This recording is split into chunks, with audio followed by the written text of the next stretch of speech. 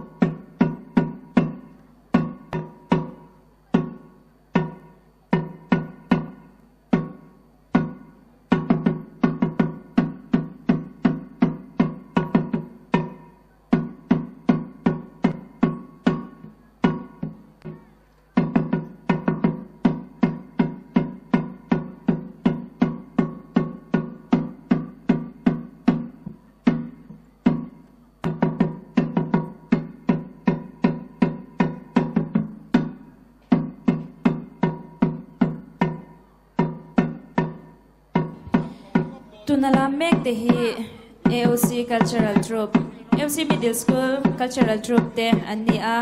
lam anentir hi sarlangkai ani. Hemi zo hian YLA Council Veng Cultural Troupe te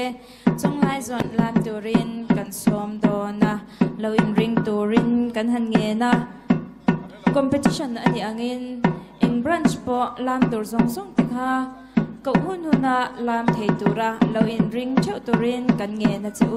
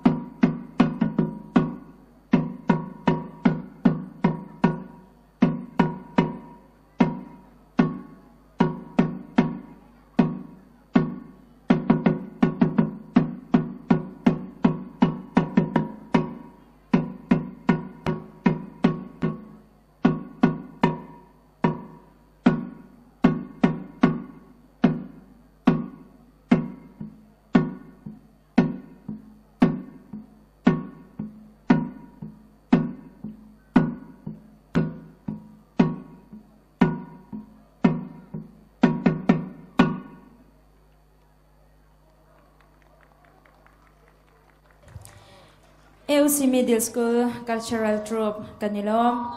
tua chun YLA Council Sang Cultural Troupe kan som lai chong lai zon lam tingin kanin som YLA Council Sang Cultural Troupe an lam khoh hin College Sang Cultural Troupe Rokhatlak lam tingin kan in theater ase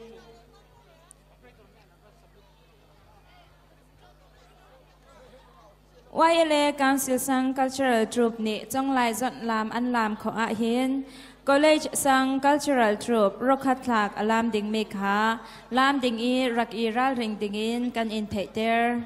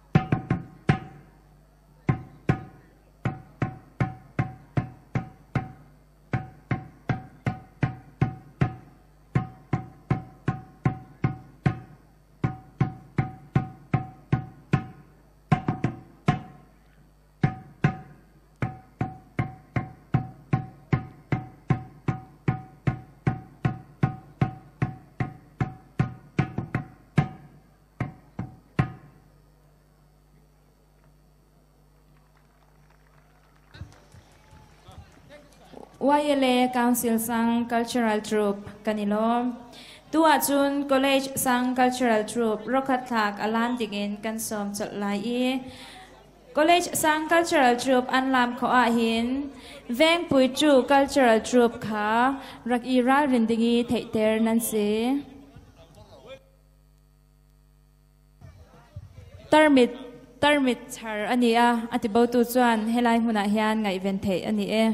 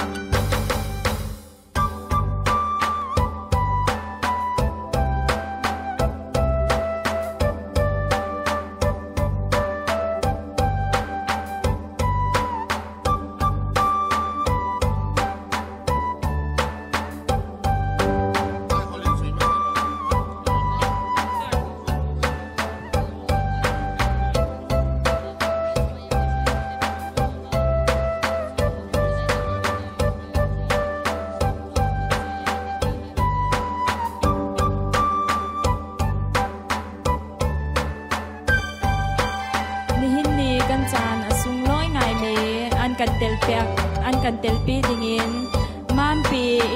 YMA Shwai tu Pahnihnak-ah hi ka ahin an ban itel veti kan thei kan long alom tuki organizing committee minin lunglom pia kan ban sim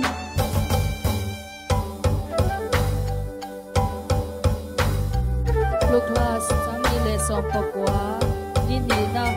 pinman pui turin Mipi branch YMA Shwai tu te enron kala kan lom tak seta organizing committee ayo in lom thu kan soye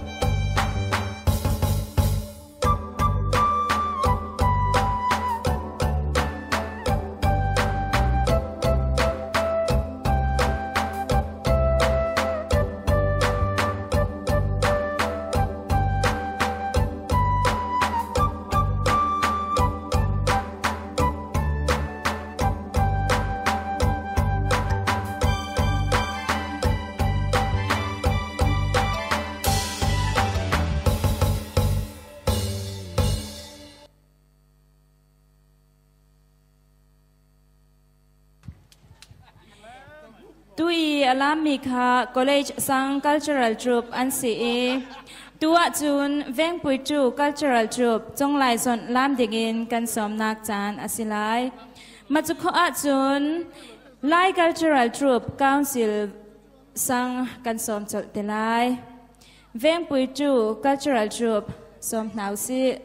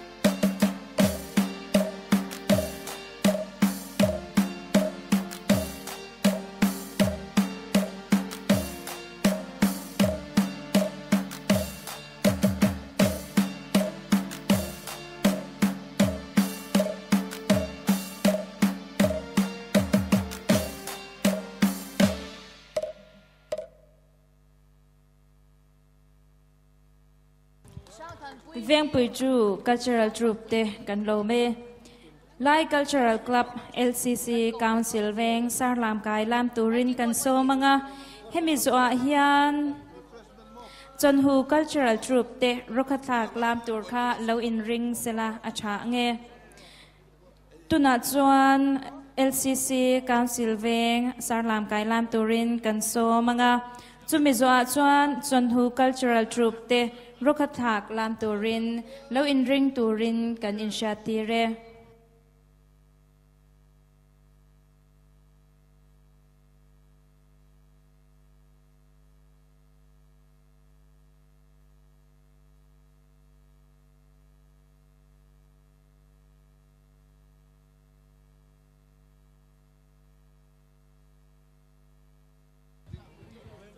thupoi mo kan han puang lo kange nimin tlai darli le chan ve in karvel khan helai muna hian bag reksek dum ti bau ani a thang lam panga hian lo mu emo lo la swal pal emo kan om chuan khongain min lo sha ula kan lom hle ang achunga hian YLA puan te lai sol tele chhni te a om ani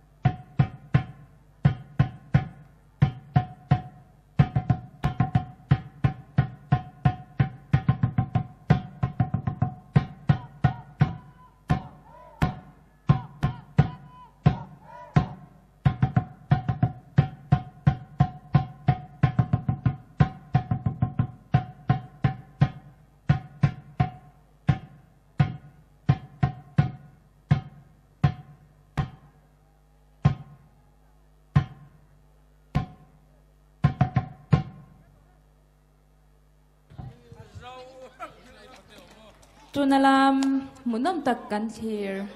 zo cha tak te kha LCC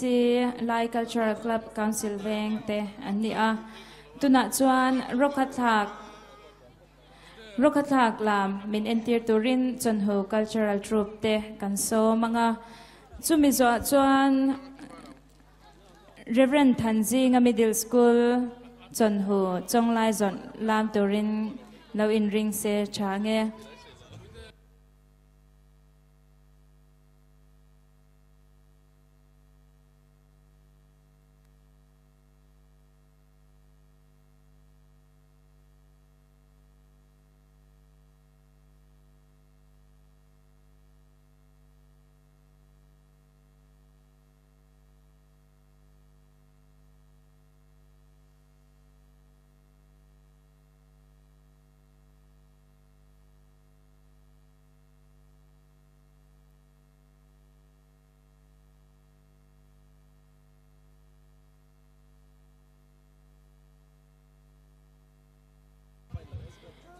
tuna hian Cawnhu Cultural Troupe te rokhathak an ron la manga Cawnhu Cultural Troupe te rokhathak an lam zo hian kan cultural competition kha kan chaw lai lok ri anga kan judge te khan min lo shat sak sela chuan ni khwa in min bum ro pal te kan hlo awangin akara miss than kha second round kha kan tile photanga chumi zo chuan miss than second round kan ti zo khan cultural competition kha kan chun som le don ani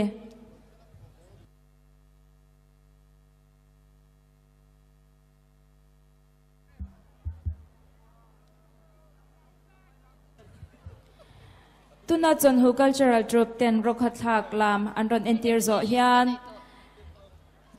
cultural competition kha kan chaw lai lok ri anga Hlukhla miss sangni som pakwa than chun som na kan nei anga Hlukhla miss second round than na kan nei zo hian cultural competition kha kan chun som le don ani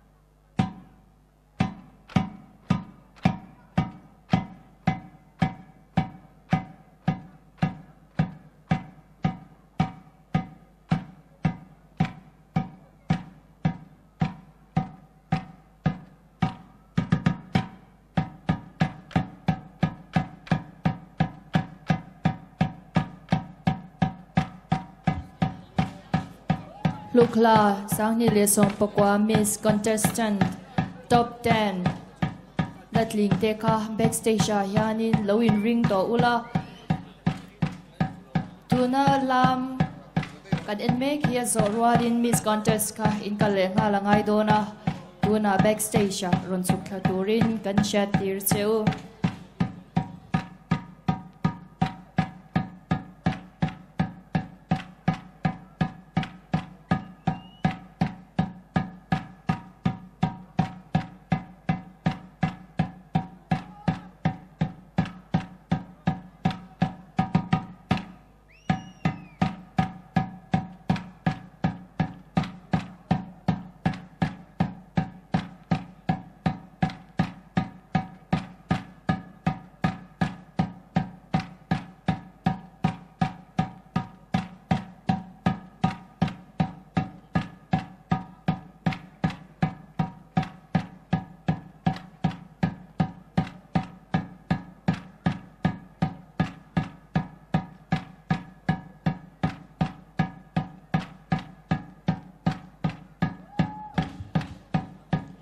MZ075577 kha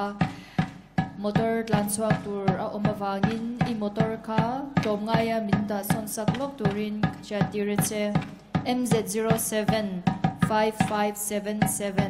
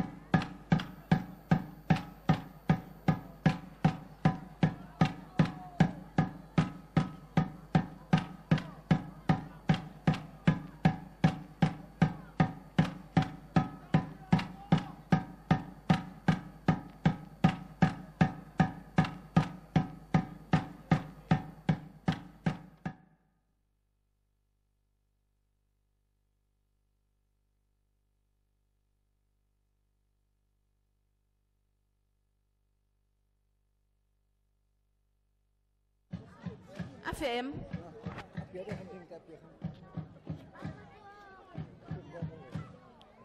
FM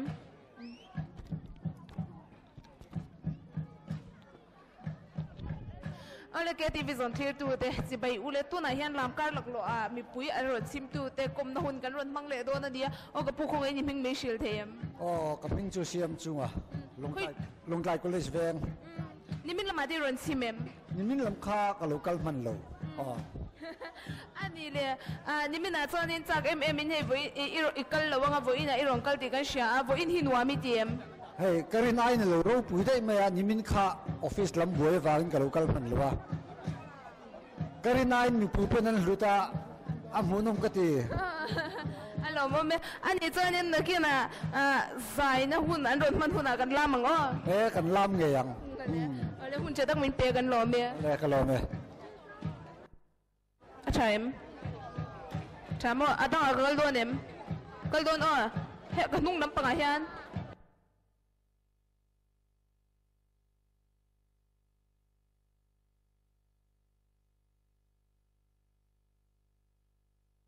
Kal lang tayem. Kasit ka tan doon. Oh, tilok ang. Nom kan tiệm với anh hiền nom kan ti khop mai anh như lên nimin làm ai đấy anh rồi kalem kalem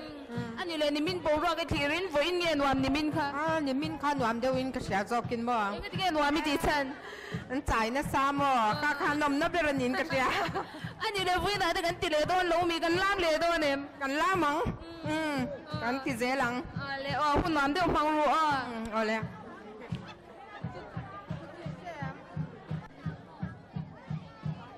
nung làm ai gặp pile đó nó xí chi em hết làm bằng ai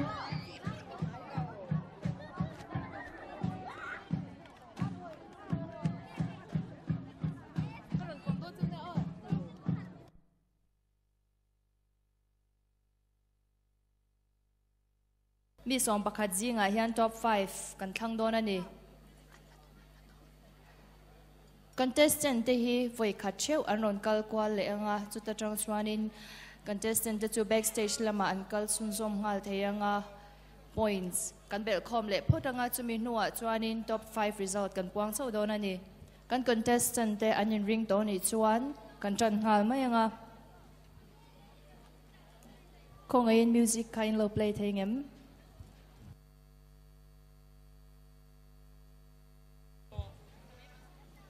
contestant number 1 Jenny Lalchanyangi tag number 128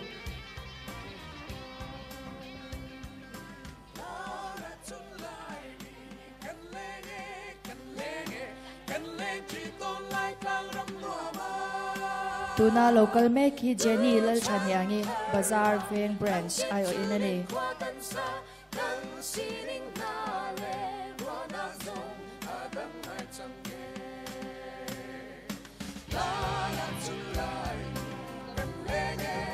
Contestant number 2 B Lalmunfeli tag number 129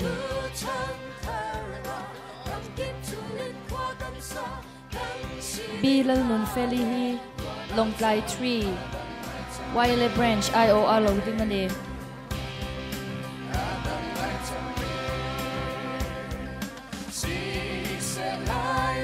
Tuna local make hi B Lalmunfeli tag number 129 Lawngtlai 3 IOR Contestant number 3 Abhishek tag number 13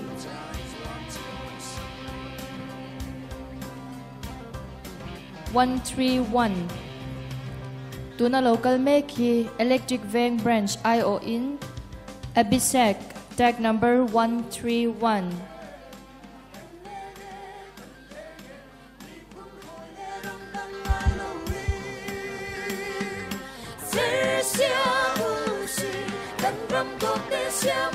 Contestant number 4 H Lalmal Somi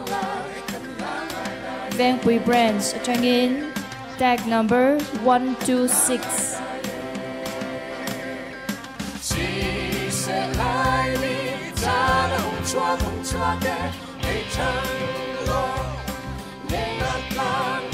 Tuna local make hi Elizabeth H Lalmal Somi tag number 126 ani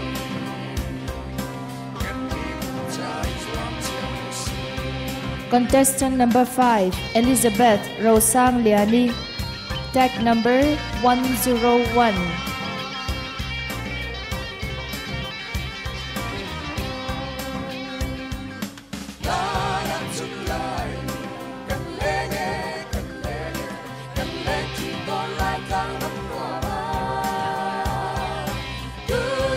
Tuna local make hi Elizabeth Rosang Liani ani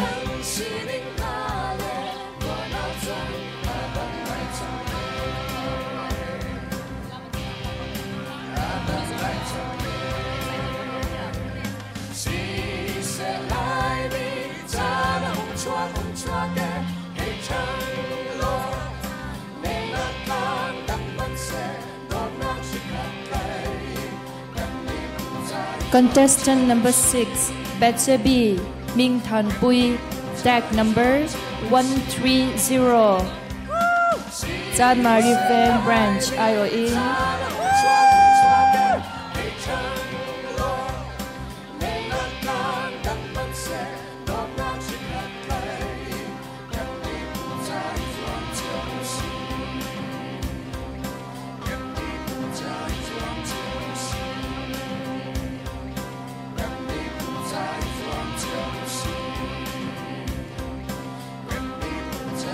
Contestant number 7 ST Elizabeth Lalmunzir Sang Zeli tag number 127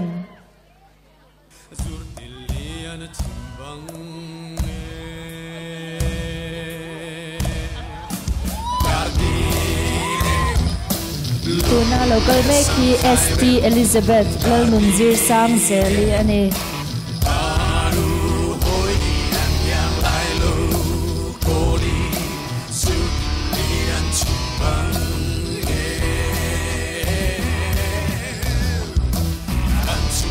Contestant number 8 Silal Zam Veli tag number 114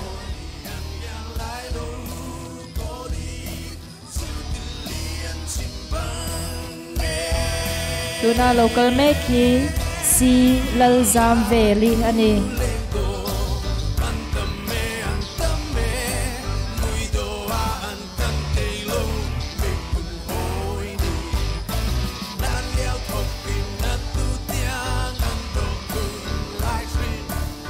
Contestant number 9, Kelal Zompui. Tag number 120.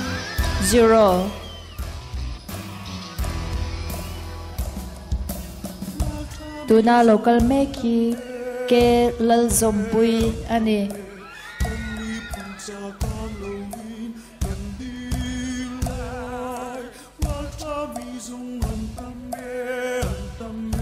Contestant number 10, H. Lal Nunphung. Tag number 119. Tuna local meki H. Lal Nunphung ani.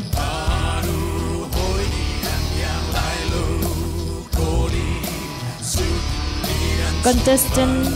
number 11, Lal Ramdin Zwali. Tag number 111. Kan contestant number Lal Ramdin Zwali.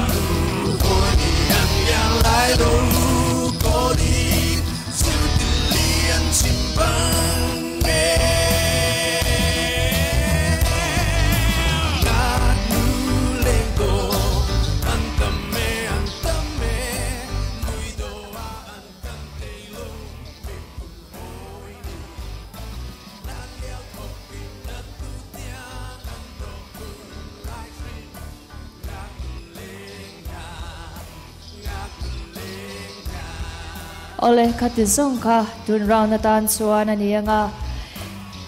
top 10 a hian mi som pakhat an tlinga hemi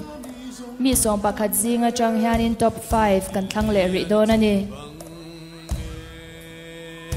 Lal Ramdin Zwali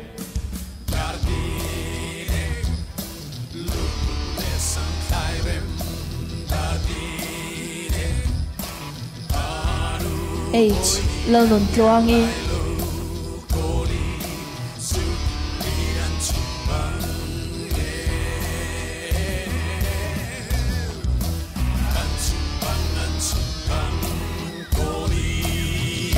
Kelal Zompui.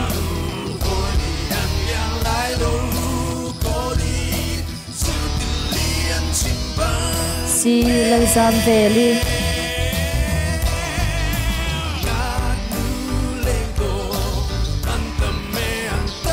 ST Elizabeth Lal Nunzir Sang Zeli.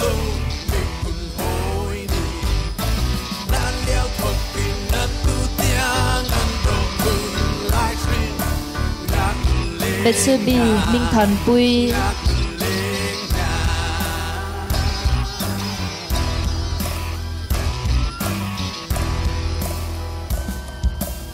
Elizabeth Rosang Liani.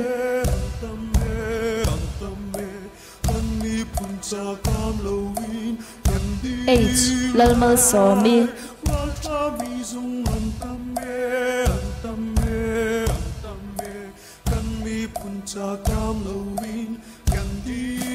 Abisat.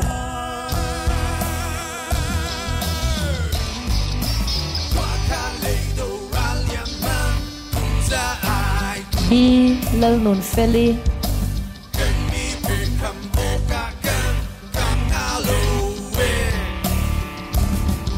Jenny Lal Chanyangi.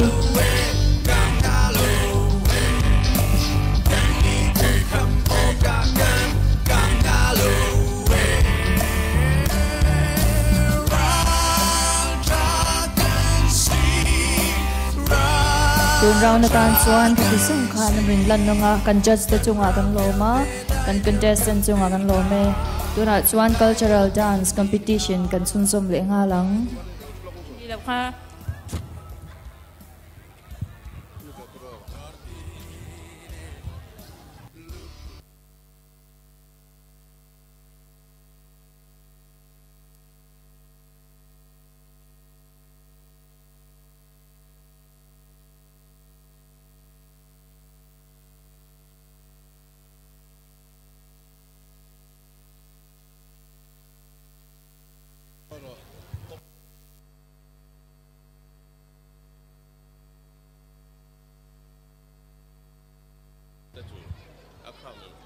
tuna chuan cultural competition kha kan chunzom le don to anga helai vel hi min lo clear saksela chumi chung chuan cultural competition atana kan inbuat sai chungin zai kan ngai tha anga tangwal lal thapuya zai turin kan so me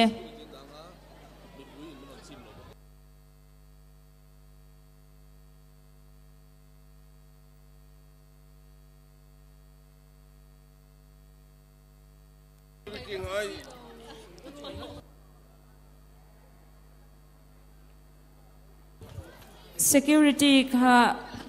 mi pahnih vel helaya hian mamo in ni a khongain local tura ngen in ni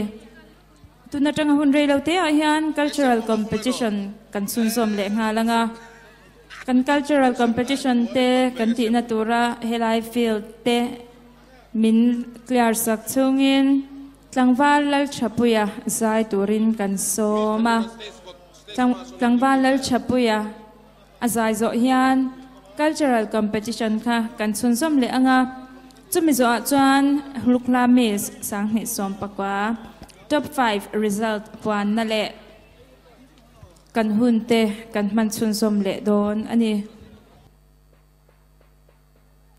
Jasmine chan mari vengin bengbe lai bengbe achara atiboin omani chuan alam thei ani ti kan shatire ti chuan poisa char ani boka atibo chuan alam thei ani ti kan shatire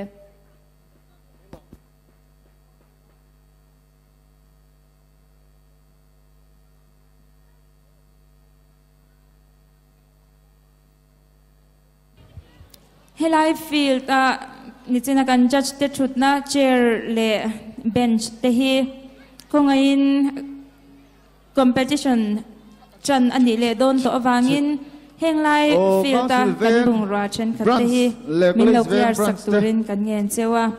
tangwa thapuya sai turin kan soma tangwa helai a hian min lo thoyom turin kan som cheuni council ve wele branch le college veng branch te le culture troup sâu te som châu nia tangwal thapuya azai lai han nichina little miss le miss tara tel kan contestant no pang zong zong te kha helai agriculture department le horticulture department te po kha helama inni e lam turin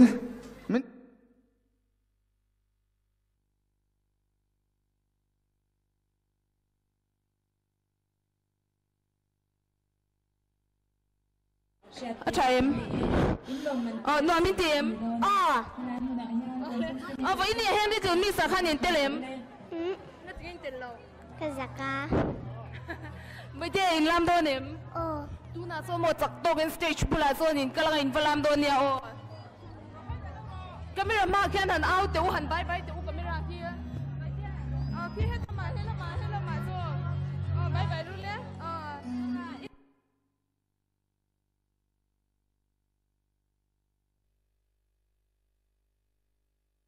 Kan SF17 tekhan khalai pencil kami lo clear sak mai khongai takin kan chayang hey ho kan mi phun chai zuam cheu si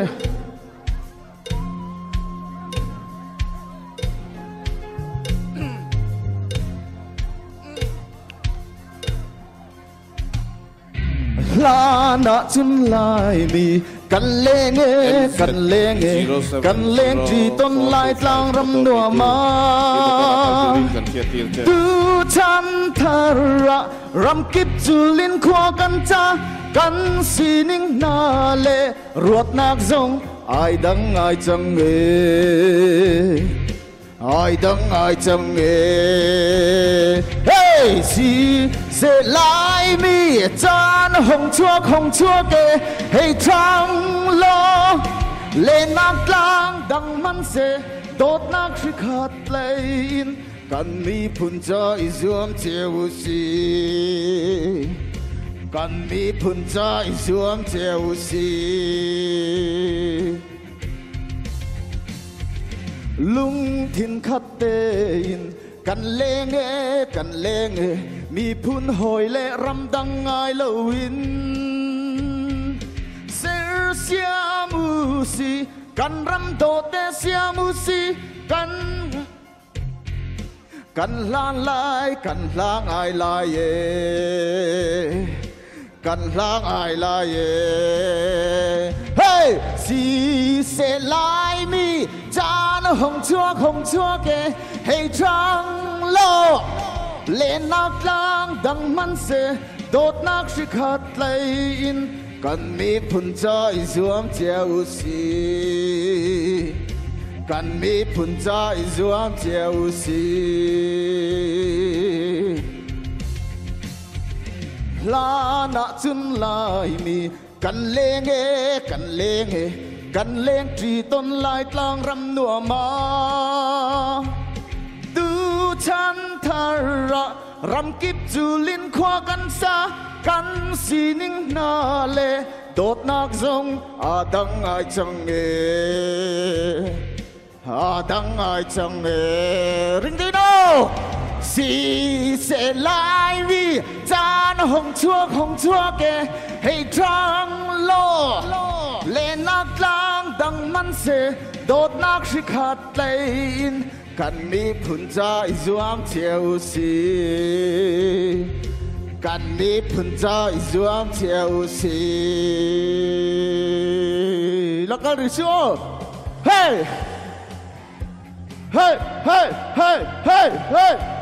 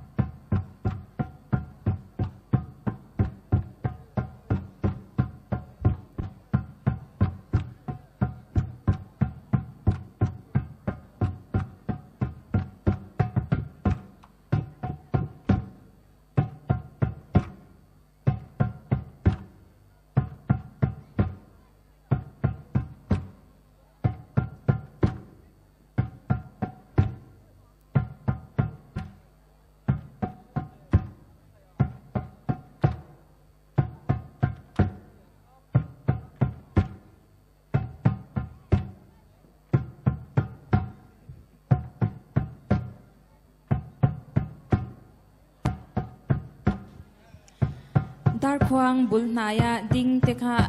in nunga thu te in hya the awangin thu turin kan in nge ne cameraman ti lo kha chu thu turin kan in nge na ni kan nung lampanga mi pui thu te kha kan hya lo zok nan cameraman ti lo te kha chu thu turin khongai na kan nge ne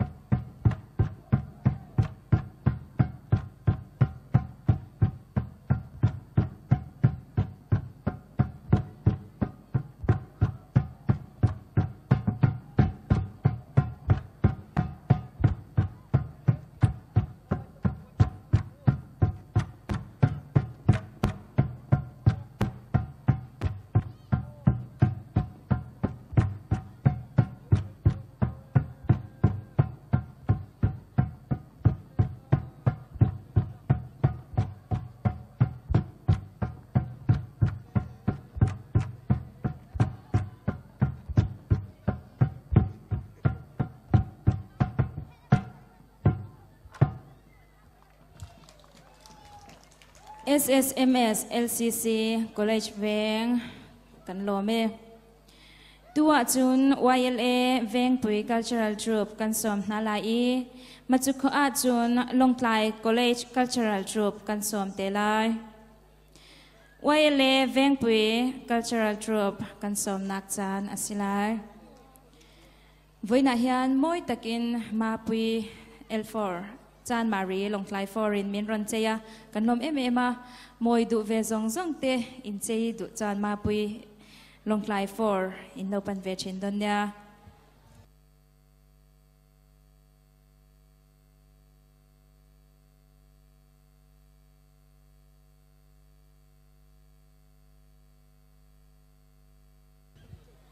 puandum plain char ania atibo tu chuan helai hmuna hian ngai ven thei ania tin bengbe le tarmit po helai hmuna hian da ania do kil pakhat nen atibo tu te chuan helai hmuna hian in ron ngai ven don nia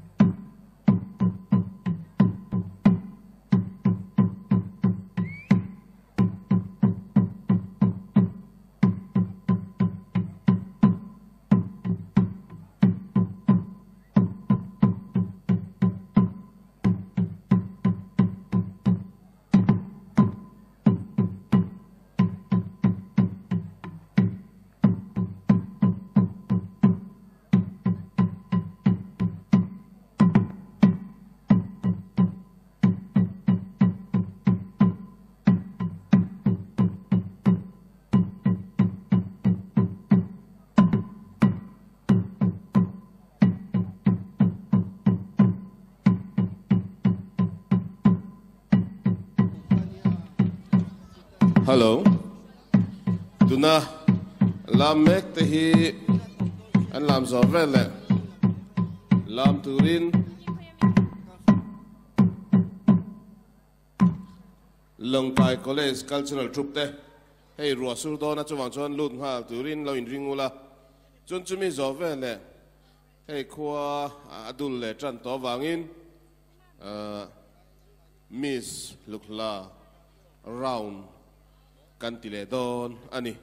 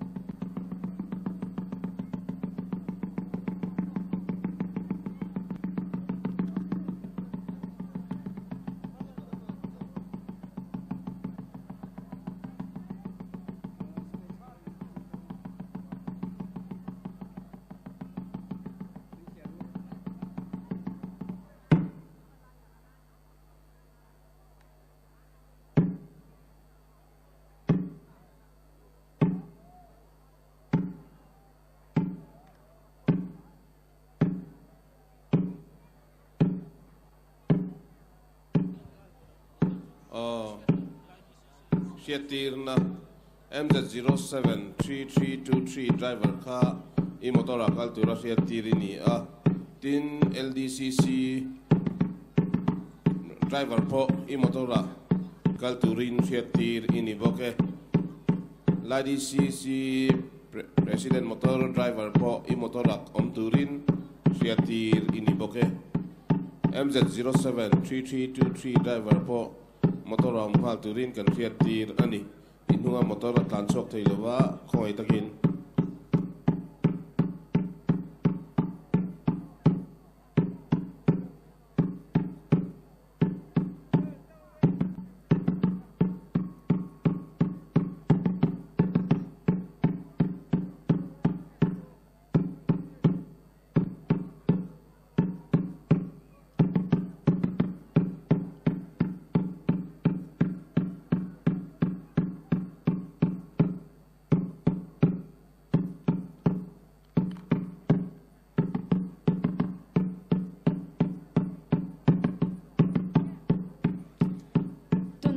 Lam kai lam min en tier 2 te hi Lawngtlai College Cultural Troupe Pahnihnak-ah